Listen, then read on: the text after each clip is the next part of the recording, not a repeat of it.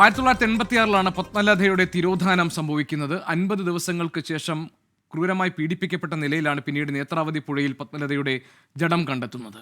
പത്മലതയുടെ ബന്ധു ജയൻ നമ്മളോടൊപ്പമുണ്ട്. ജയൻ, ഈ പത്മലതയ്ക്ക് എന്താണ് സംഭവിച്ചത്? ഇതിന് പിന്നിൽ ആരാണെന്ന് നിങ്ങൾക്ക് കണ്ടെത്താൻ കഴിഞ്ഞു? അന്വേഷണത്തിൽ പോലീസ് സഹകരിച്ചിരുന്നു? അതെ, ആദ്യമായിട്ട് കേൾക്കാം ജയൻ. ആദ്യമായിട്ട് ഇവിടത്തെ ഈ ഒരു വലിയ പ്രഭാവി വ്യക്തിന്റെ ഓപ്പോസിറ്റ് ആയിട്ട് ഫൈറ്റ് ചെയ്യുന്ന മഹേഷ് തിമുറോടിയാണ്. പുള്ളിക്ക് ആദ്യം നമിച്ചുകൊണ്ട് ഞാൻ ഈ ഒരു കാര്യം സ്റ്റാർട്ട് ചെയ്യാൻ പോവാ. ഈ ഒരു പുള്ളിയ ഇന്ന് ഇത്രയും വലിയ ഒരു വ്യക്തിന്റെ ഓപ്പോസിറ്റ് എന്ന് പറഞ്ഞാൽ എതിരായിട്ട് നിന്നിട്ട് ഫൈറ്റ് ചെയ്തുകൊണ്ടിരിക്കുന്നത്. അതിനകത്ത് നമ്മളൊരു സേവ പുള്ളിന്റെ കൂടെ ആയിട്ട് നമ്മളൊരു 3-4 പേര് കൂടിയിട്ട് ഒരു സേവ ചെയ്തുകൊണ്ടിരിക്കുന്നതാണ് ഇത് നടക്കുന്നത്. പത്മലത 1986 ഡിസംബർ മാസത്തിൽ കാണാതായി. 87 കിട്ടി എന്ന് പറഞ്ഞാൽ 56 ദിവസം കഴിഞ്ഞിട്ടാ മൃതദേഹം കിട്ടിയത്. ഇത് ആരാ ചെയ്തത്, എന്തിന് ചെയ്തത് എല്ലാം അറിയാം. അതേപോലെ തന്നെ ഇവിടുത്തെ അന്നത്തെ എൻക്വയറി ചെയ്ത പോലീസ് ഓഫീസർമാർക്കും എല്ലാവർക്കും അറിയാം ഈ പത്മലത എന്തിനു വേണ്ടിയിട്ട് ആര് കൊന്നയാ എവിടെ കൊണ്ട് കളഞ്ഞ എല്ലാം അറിയാം. ഏത് തന്നാലും ഇവരുടെ മണ്ട ഇന്ന് വരെ ഒരേ ഒരു പോലീസ് കേസ് രജിസ്റ്റർ ആയിട്ടില്ല ഇവിടുത്തെ പ്രഭാവി വ്യക്തികളുടെ മേളിലായിട്ട്. അത് CID തനിക്കായിട്ട് അത് റിപ്പോർട്ട് വന്ന് എന്നിട്ട് ഇങ്ങനത്തെ ആൾക്കാർ തന്നെയാണെന്നും പറഞ്ഞു. അങ്ങനെ പറഞ്ഞാലും അവിടെ ആ റിപ്പോർട്ട് റിപ്പോർട്ടാക്കി ക്ലോസ് ചെയ്തു. ഇത് പത്മലത മാത്രമല്ല മരിച്ചത്. ഇപ്പം 2012 സൗജന്യ ഒരു കൊച്ചിനെ, അതും നടു റോഡിൽ, സ്റ്റേറ്റ് ഹൈവേ നടു റോഡിൽ വെച്ചിട്ട് 4:30 ബലാത്കാരം കിഡ്നപ്പ് ചെയ്ത് കൊണ്ടുപോയതാ. അത് കഴിഞ്ഞ് പിറ്റേ ദിവസം അന്ന് രാത്രി കൂട്ടം അത്യാചാരം റേപ്പ് ആൻഡ് മർഡർ ചെയ്തിട്ട് ഈ കൊച്ചിനെ കൊണ്ട് കളഞ്ഞത്, കാട്ടിക്കൊണ്ട് കളഞ്ഞത്. ഇങ്ങനെയുള്ള പിള്ളേരെ റോഡ് സൈഡിൽ കൂടെ കൊണ്ട് റേപ്പ് ആൻഡ് മർഡർ ചെയ്തിട്ട് റോഡ് സൈഡിൽ കൂടെ കൊണ്ട് കളയുന്ന ഇങ്ങനെയുള്ളവരെ കുഴിച്ചിട്ടോണ്ടിരിക്കുന്ന പുള്ളിയാണെന്ന് പറഞ്ഞാൽ അങ്ങനത്തെ ഒരു ടീമാ ഇപ്പൊ ഒരാൾ വന്നിട്ട് കോർട്ട് മുഖാന്തരമായിട്ട് സ്റ്റേഷനിലോട്ട് ഹാജരായിട്ട് ഇല്ല ഞാൻ കാണിച്ചു തരാം, കുറെ ആൾക്കാരെ കൊന്നിട്ടുണ്ട്, അതും കൂടുതലും കൊന്നത് പെൺപിള്ളേരെ അത് പറഞ്ഞ് ആ പുള്ളിയിലും ഒരു പുള്ളിയാണ് ഇത്.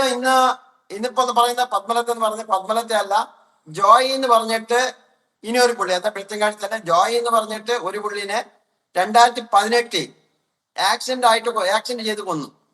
അതിപ്പോഴും പറഞ്ഞോണ്ടാ പോലീസുമാര് എല്ലാം എൻക്വയറി ചെയ്തപ്പോ നിങ്ങളതിന് വരണ്ട വന്ന ഇത് വലിയ ടീമാന്ന് പറഞ്ഞുകൊണ്ട്. അതേപോലെ തന്നെ സൗജന്യയുടെ കേസ് നടത്താനായിട്ട് വന്നവർക്ക് പുള്ളി ഇവിടുത്തെ ബിൽത്തങ്കാളിലെ പോളെന്ന് പറഞ്ഞിട്ടൊരു വക്കീല്, ആ വക്കീലിനെ ഇപ്പം പറയുന്ന ചേട്ടൻ പറഞ്ഞു ഞാൻ സ്റ്റേറ്റ്മെന്റ് തരാം, എന്റെ ബ്രദറിനെ ഇവര് സ്ലോ പോയിസൺ ആയിട്ട് കൊന്നയാണ്. ഇവര് കൊല്ലുന്ന എങ്ങനെയാന്ന് വെച്ചെങ്കിൽ ഒന്നീ സ്ലോ പോയിസൺ, ഇല്ലെങ്കിൽ തൂക്കിക്കൊല്ലുക, ഇല്ലെന്ന് പറഞ്ഞ ആക്സിഡന്റ് ആയിട്ട് കൊല്ലുക. ഇതാ ഇവരെ പരിപാടി.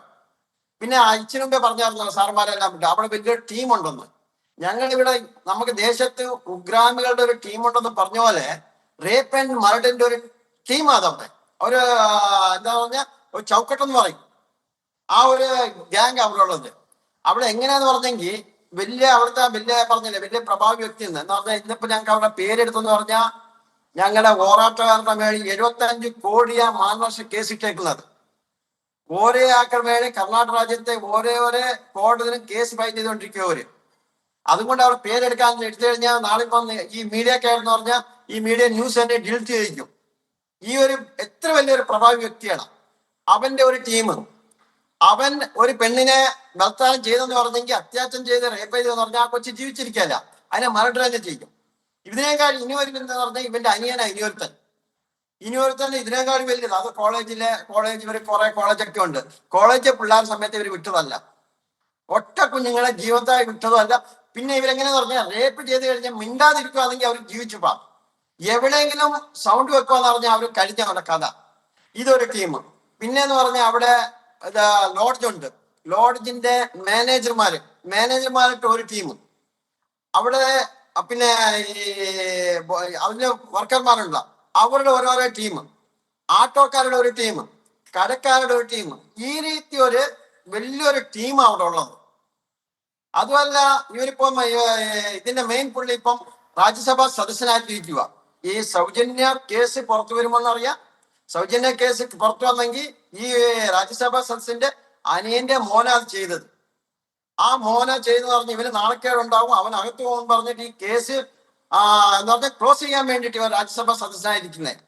ഇവര് എങ്ങനെ എത്ര വലിയ പ്രഭാവി വ്യക്തി എന്ന് പറഞ്ഞാ കുറഞ്ഞത് പറഞ്ഞ 2 ലക്ഷം കോടി കാശ് ഈ ഗ്രാമം അഭിവൃദ്ധി ചെയ്യുക എന്ന് പറഞ്ഞിട്ട് ആൾക്കാരുടെ ഗ്രൂപ്പ് ചെയ്തിട്ട് കടം കൊടുത്തിട്ടുണ്ട്. അല്ല, ഇതൊക്കെ പറയുമ്പോൾ ജയന്ത്, ഈ സൗജന്യ കേസിൽ പിന്നീട് CBIയുടെ ഒരു അന്വേഷണം വന്നിരുന്നല്ലോ. CBI പറഞ്ഞത് വേണ്ടത്ര ഒരു തെളിവുകൾ കിട്ടിയില്ല എന്നാണ്. കർണാടകത്തിന്റെ ആഭ്യന്തരമന്ത്രി പറഞ്ഞത് സൗജന്യ കേസ് എന്ന് പറഞ്ഞത് ഒരു അടഞ്ഞ അധ്യായമാണ്, ഒരു ക്ലോസ്ഡ് ചാപ്റ്റർ ആണെന്നാണ്. അതെ സാർ അത് അല്ല, ഇവര് അത്ര പ്രഭാവിയാ സാറേ. ഇനി ഗവൺമെന്റ് പർച്ചേസ് ചെയ്യുന്ന അത്ര കാശുള്ള ടീമാ ഇവരല്ലേ ഗവൺമെന്റ് നിൽക്കുന്നത്. പിന്നെ ഗൃഹ സച്ചിവനും അതന്നെ പറയണ്ടേ, ഹോം മിനിസ്റ്റർ അതന്നെയല്ലേ പറയണ്ടേ. ഹോം മിനിസ്റ്റർ എന്നല്ല, ഇടീ ദേശത്ത് എല്ലാരും വന്നിട്ട് അവന് കാലിനടി പോയി നമസ്കാരം ചെയ്ത് പോകുന്ന പുള്ളികളാ ഉള്ളത്. പിന്നെന്താ സാറേ പറയണേ നീന്?